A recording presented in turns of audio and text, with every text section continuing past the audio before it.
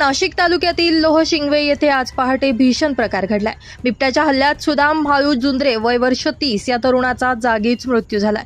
या घटनेमुळे संपूर्ण परिसरात भीतीचं वातावरण आणि शोककळा पसरली आहे। मिळालेल्या माहितीनुसार सुदाम जुंद्रे हे रोजप्रमाणे पहाटे घराबाहेर काही कामासाठी गेले होते।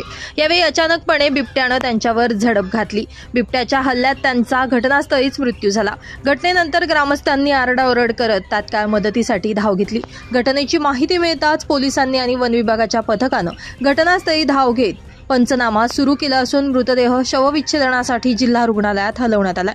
दरम्यान या परिसरात गेल्या काही दिवसांपासून बिबट्याचं दर्शन होत असल्याची माहिती स्थानिक नागरिकांनी दिली आहे। तरीही वन विभागाकडून योग्य त्या प्रतिबंधात्मक उपाययोजना न करण्यात आल्यानं नागरिकांकडून संताप व्यक्त केला जातोय।